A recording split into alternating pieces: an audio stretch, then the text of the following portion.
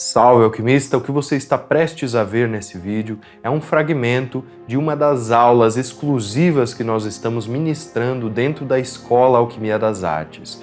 Neste curso, estamos abordando todos os preceitos essenciais do Corpus Hermeticum, um dos textos clássicos da literatura hermética do Antigo Egito e da Antiga Grécia. Tudo isso com uma abordagem moderna, trazendo teorias e práticas para a nossa vida cotidiana e a nossa jornada iniciática. Por isso, preste muita atenção em tudo aquilo que eu irei lhe falar, pois contemplem os verdadeiros simbolismos deste mistério maior, com olhos atentos e ouvidos do entendimento.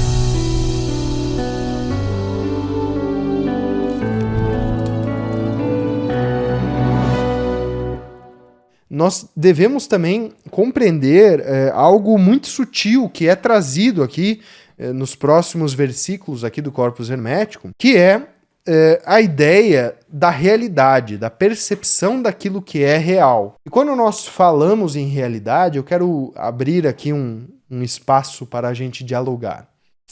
O que é a realidade, meu caro buscador, minha cara buscadora, da verdade? Você que busca este preceito da verdade universal, o que é a realidade?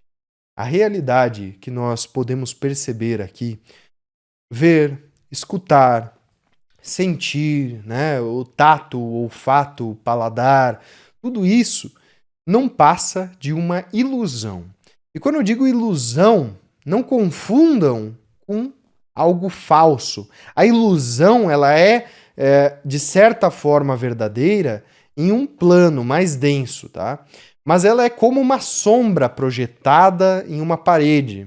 E nós podemos olhar, né? Nós podemos sentir isso em nível sensorial? Podemos, mas a verdade, a realidade da coisa, ela não se limita a apenas isto. E nós podemos recorrer ao conceito do mito da caverna de Platão neste momento, trazido com grande maestria, né, pelo Platão em seu diálogo da República.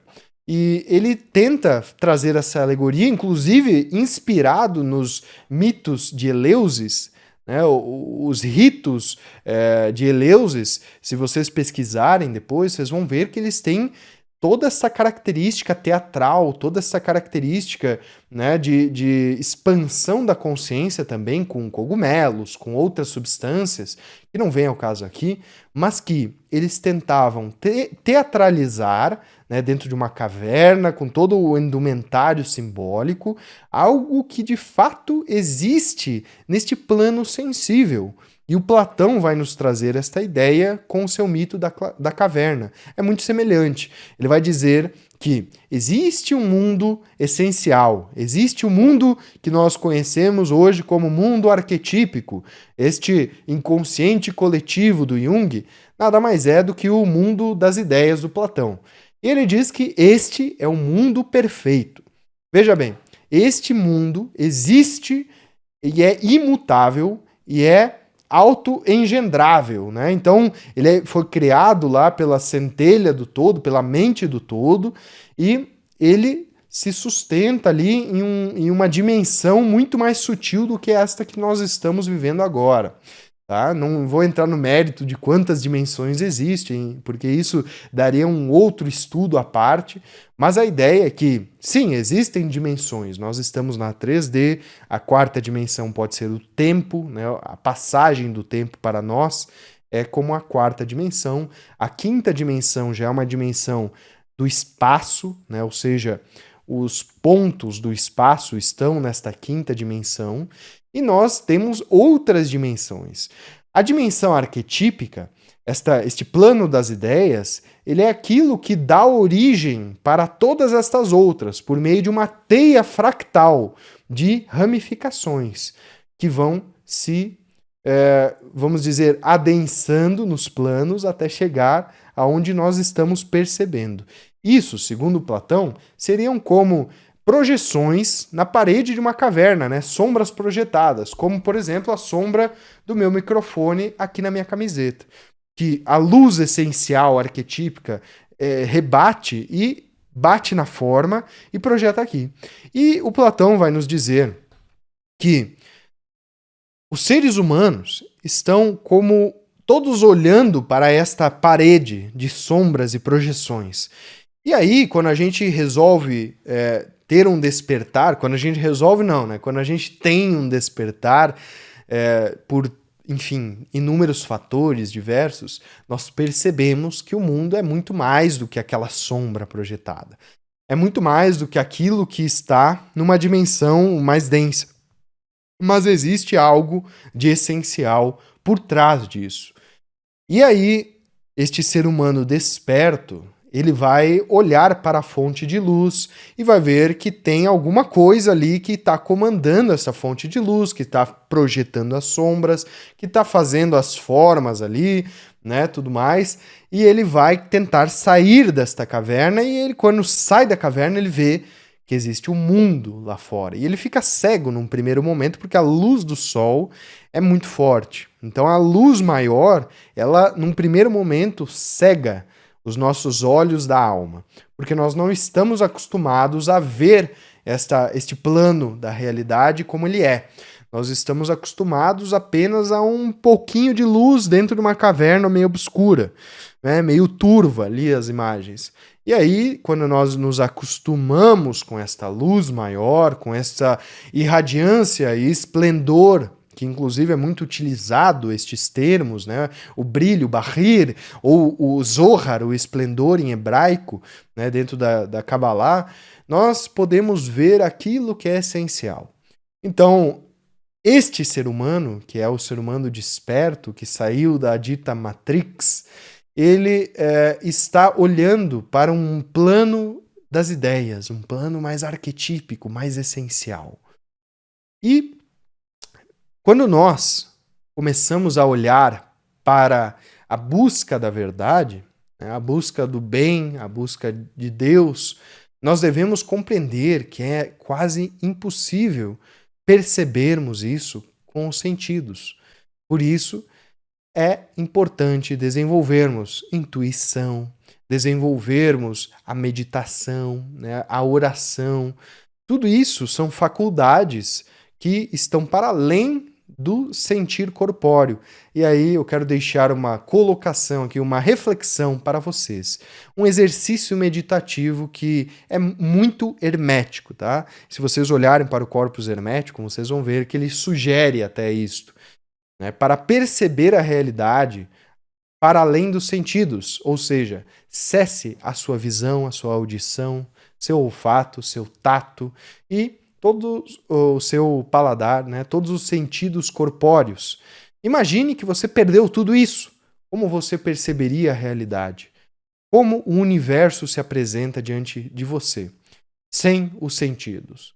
Este é um exercício iniciático muito forte, que é preciso, é óbvio, ter uma graduação em níveis meditativos, em níveis de respiração profunda, para conseguir sustentar tal nível de percepção. Mas eu tenho certeza que se você começar a olhar tudo isso deste ângulo, para além dos sentidos, você vai começar a perceber a realidade como algo mais essencial. E aí você começa a ver o quanto o mundo ele se constrói por meio desta realidade sutil. E aí também quero deixar uma pergunta para vocês refletirem em nível de meditação, que é: se nós estamos aqui vivendo em cidades, sociedades, né, vivendo em comunidades com outros seres humanos e construindo tudo que a gente está construindo hoje na nossa vida moderna, será que isto é um resultado do ser humano ou será que o ser humano é um resultado de tudo isto? Esta é uma pergunta que cabe a cada um de vocês refletirem, pensarem, meditarem sobre isso. Porque quando encontrarem esta resposta, que é revelada apenas na chave do silêncio, vocês vão perceber algo muito interessante, né? De que é lógico que ambos os lados vamos dizer, se retroalimentam. Tanto o ser humano constrói a sociedade e a sociedade constrói o ser humano, quanto vice-versa. E isto é um ciclo, né, meio que eterno. Mas aí existem nuances deste pensamento que eu quero que você, com a sua inteligência e com a sua capacidade, consiga atingir tais respostas, né? Para além de simplesmente abstrações que eu posso te trazer. E aí, nós devemos também trazer aqui um versículo que eu achei extremamente importante do corpus hermético e que pode também elucidar um pouco melhor tudo isso. Tati pede a Hermes o seguinte: então o que há que seja verdadeiro, Trismegisto? E Hermes responde: o que não é maculado, meu filho, o que não tem limites, nem cor, nem forma, o imutável, nu, luminoso, o que só pode ser compreendido por si mesmo, o bem inalterável, o incorpóreo. E aí, esta resposta, né, continuando ela, ele vai dizer assim: está bem assim, meu filho, os sentidos percebem o que se eleva com o fogo, o que desce como a terra, o que corre como a água, o que sopra como o ar. Mas como poderias perceber com os sentidos o que não é sólido, nem líquido, nem duro, nem mole, aquilo que é percebido apenas pelos efeitos de suas potências e de sua energia? Compreender o nascimento em Deus só é possível por meio da inteligência nous. Então, é por isso que cada um deve, com a sua inteligência nous, chegar em tais respostas. Mas com estas pistas que eu dei a vocês, eu tenho certeza que vocês terão esta facilidade em atingir tal nível de compreensão da realidade. Gostou deste pequeno fragmento do nosso estudo fechado do Corpus Hermético? Então se inscreva agora mesmo na Escola Alquimia das Artes, clicando no link que vai aparecer aqui embaixo. Eu vejo você dentro das iniciações herméticas.